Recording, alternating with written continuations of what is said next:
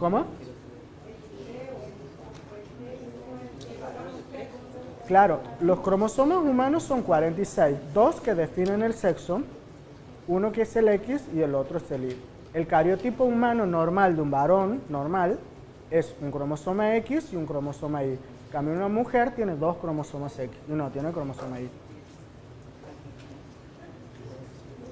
Lo que veíamos aquí, que es lo que se ve realmente al microscopio, está esquematizado aquí. Y ahí vuelvo de vuelta a tu pregunta. ¿Ves que ese patrón de bandeo es característico de cada uno de los cromosomas? Y es lo que los diferencia a todos. Bien. Además de teñirse los cromosomas con este tipo de colorantes que le dan determinados patrones de bandeo que son bandas claras y oscuras, también se pueden teñir con otras sustancias que son fluorescentes y que uno lo ve en un microscopio especial y se ven como fluorescentes. Eso es lo que se denomina cariotipo FISH, de las siglas en inglés de Fluorescent In Situ Hybridization, porque utilizan pequeñas moléculas de ADN que son complementarias a lo que yo estoy buscando dentro del cromosoma y que están marcados con algo que fluoresce. Y es lo que ven ustedes aquí en rojo y verde. Es decir, son pequeñas moléculas de ADN que uno ha fabricado para poder localizar dentro del cromosoma alguna zona de interés, alguna mutación asociada con una enfermedad, algún tipo de cambio dentro del cromosoma que uno está estudiando. Y cuando uno ve al microscopio, ve esos puntitos fluorescentes que le están indicando si está presente o no esa anomalía. ¿Sí? Y cuando uno lo ve a eso mismo a través de una computadora, puede obtener patrones tan detallados y con tantos colores como de este tipo. Y de esa forma estudiar perfectamente bien la forma y el tamaño de los cromosomas. ¿Cómo? No, estos colores son arbitrarios, ¿me entiende? Esto es un esquema que ha generado una computadora a partir de una imagen que tomaba del microscopio, ¿me entiende? Eso no es real, es un esquema de colores que ha fabricado la computadora para interpretarlo. Bueno, entonces, volviendo de vuelta al estudio de los cromosomas, no solo sirven para estudiar enfermedades por alteraciones de los números y de forma de los cromosomas, sino también sirve para saber el sexo de una persona. ¿Cómo haríamos para saber el sexo de una persona? Por ejemplo, un estudio que se utiliza para saber el sexo antes de que un bebé nazca es un cariotipo. Es decir, tomar muestras de las células del bebé, hacer un análisis citogenético y un cariotipo, y de vuelta volver a obtener este patrón que teníamos aquí, y de esa forma determinar si el feto que se está formando es un varón o es una mujer. ¿Sí?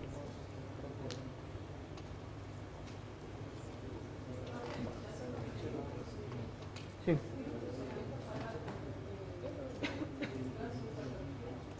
También, ese mismo tipo de procedimiento que está aquí, que consiste en tomarle muestras de líquido amniótico, el líquido amniótico, ya vamos a ver más adelante cuando veamos embriología, es el líquido que está rodeando al embrión. ¿Por qué se toma muestras de ese líquido? Porque el bebé o el feto en ese momento descama sus células en ese líquido. O sea, indirectamente tomamos el líquido para recuperar las células que se han descamado del bebé. ¿Mm?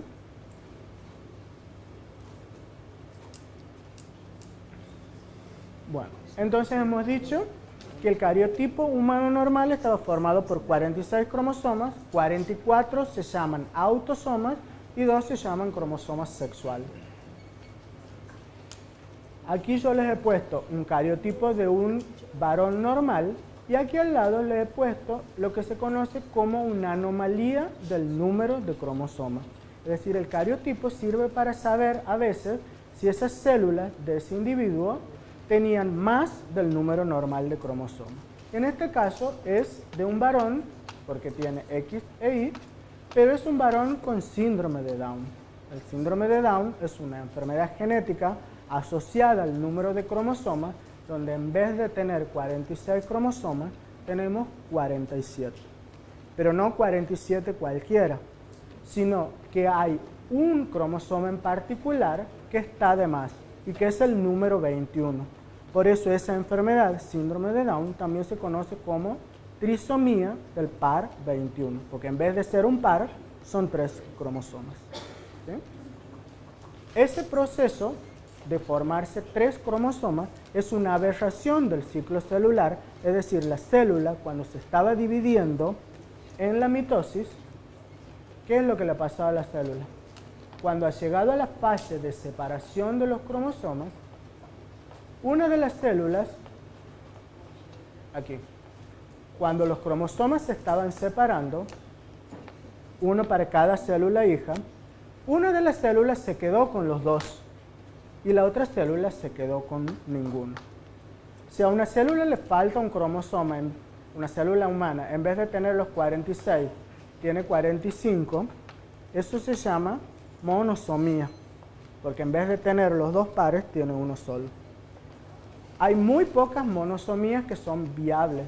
Generalmente las monosomías son deleterias, es decir, las células se mueren. Pero las trisomías no. Y es lo que ocurre. La célula que se quedó con el cromosoma de más, si es una célula embrionaria o si era un gameto, va a originar un feto con síndrome de Down. ¿Sí?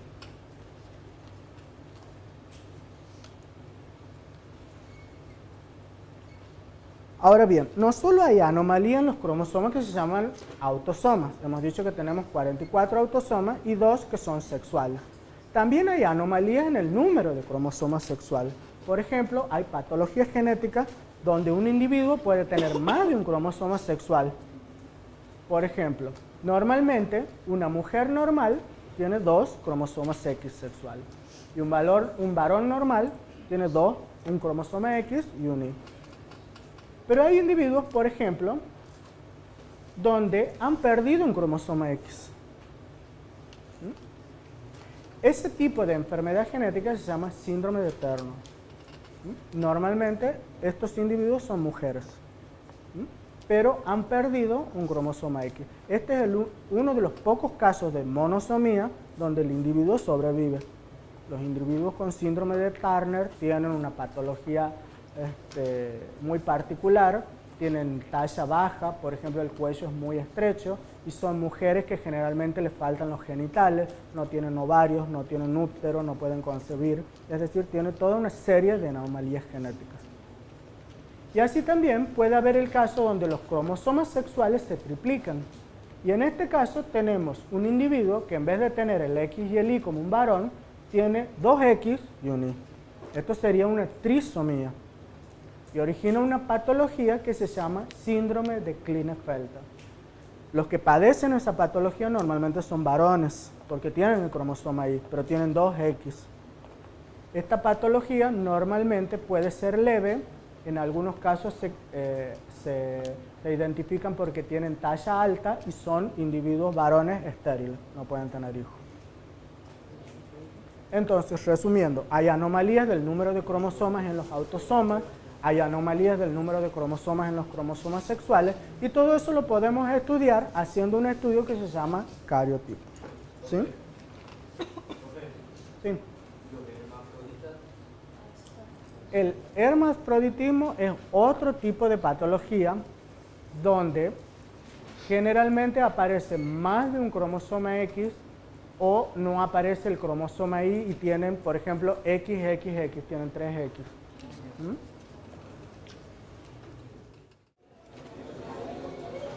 Bueno, hasta ahí hemos visto lo que era la división celular y el ciclo celular que ocurría en las células somáticas.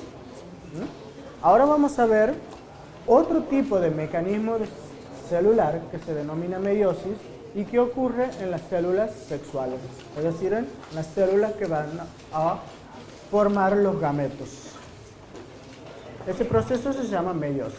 Pero antes de ver en detalle cómo se produce ese proceso, vamos a definir algunos conceptos que no los hemos visto bien en claro. Uno de ellos es ploidía. Ploidía indica el número de copias que una célula tiene de su conjunto de cromosomas.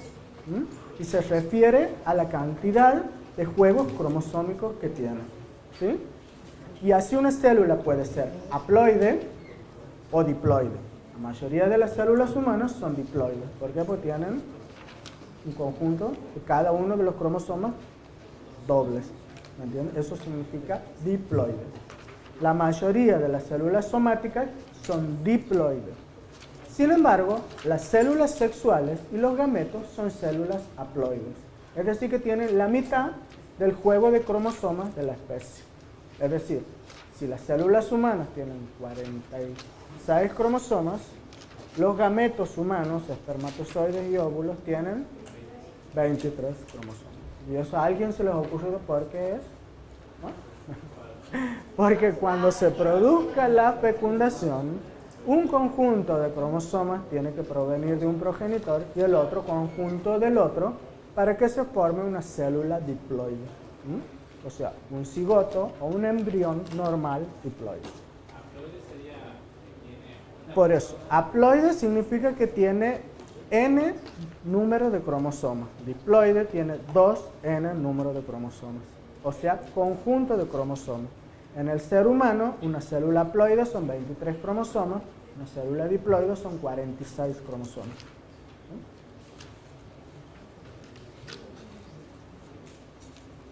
En los humanos, la mayoría de las células son diploides, excepto las células sexuales, como hemos dicho, los espermatozoides y los óvulos. Y euploidía se refiere al número normal de cromosomas que tiene una especie. Es decir, en el ser humano el número normal es 46. Es decir, todas nuestras células son euploides, porque tienen 22 pares de autosomas normales y un par sexual. Ahora, si yo les pregunto, en el caso de una persona que tiene síndrome de Down, ¿es euploide? No. No es euploide porque no tiene el número normal de cromosomas, sino que tiene un cromosoma extra, tiene un cariotipo que tiene 47 cromosomas. ¿Sí? No es un par, es una trisomía. El síndrome de Down le sobra un cromosoma más. Ni siquiera es diploide ni tetraploide, porque eso significaría un doble o un triple de todo el conjunto de cromosomas, sino que tiene un cromosoma de más. Por eso no es euploide. ¿Sí? ¿Está claro hasta ahí esos conceptos? Bueno.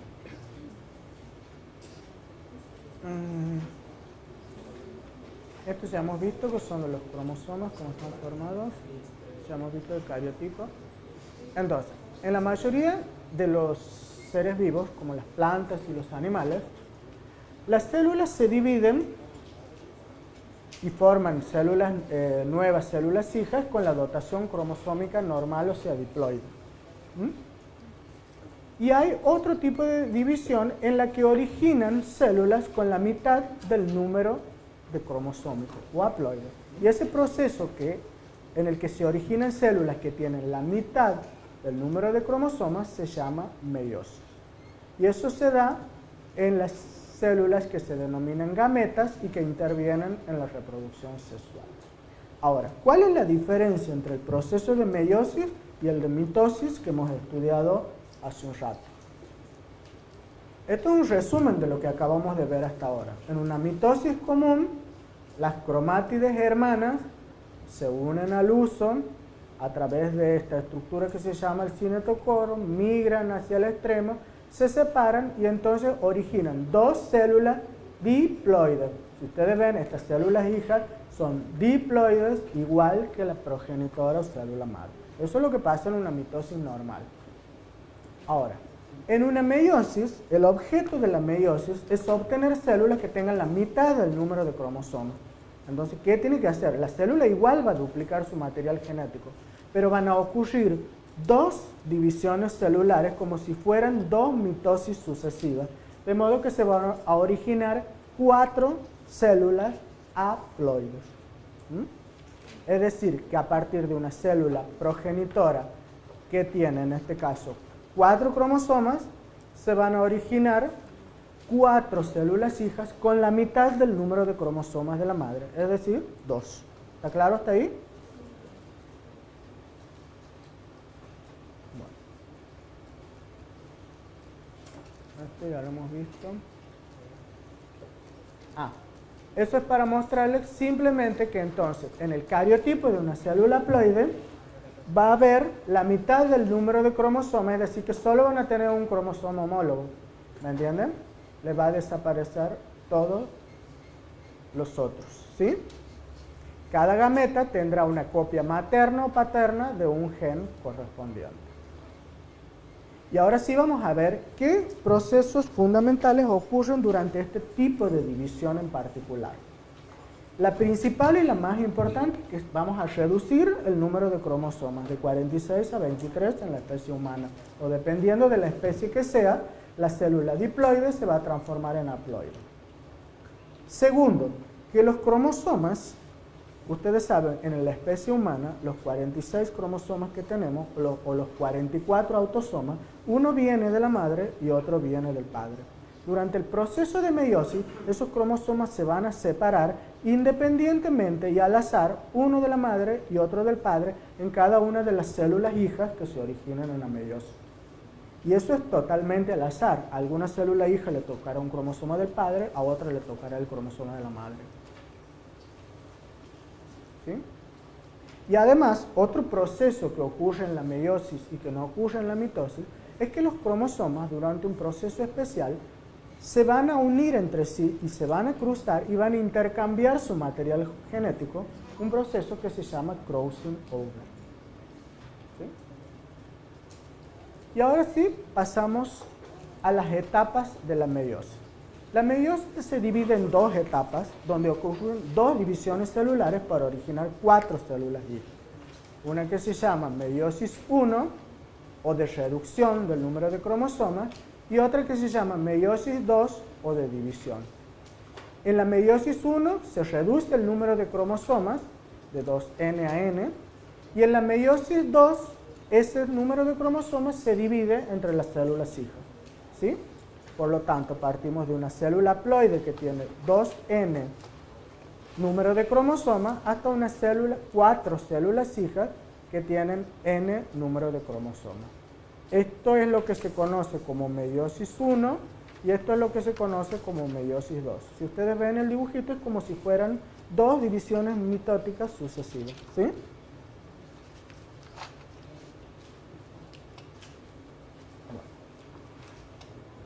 Ahora bien, la meiosis, al igual que la mitosis, se divide en un número de fases a través de la cual la célula va atravesando y va cambiando su estructura y sobre todo la estructura de los cromosomas. La primera fase con la que inicia la meiosis se denomina profase o profase 1. Acuérdense que la meiosis tiene dos ciclos de división, ¿sí? Meiosis 1, meiosis 2. Cada una va a tener sus distintas etapas. En la meiosis 1 comenzamos con la profase 1. A su vez, esta profase 1 tiene 4 etapas que van pasando secuencialmente y en la que va cambiando la estructura de los cromosomas. La primera etapa se llama leptonema, la segunda se llama zigonema, la tercera se llama paquinema y la cuarta se llama diplonema. Este tipo de división celular es mucho más complejo que una simple mitosis, porque la célula tiene que hacer muchos tipos de cambios diferentes.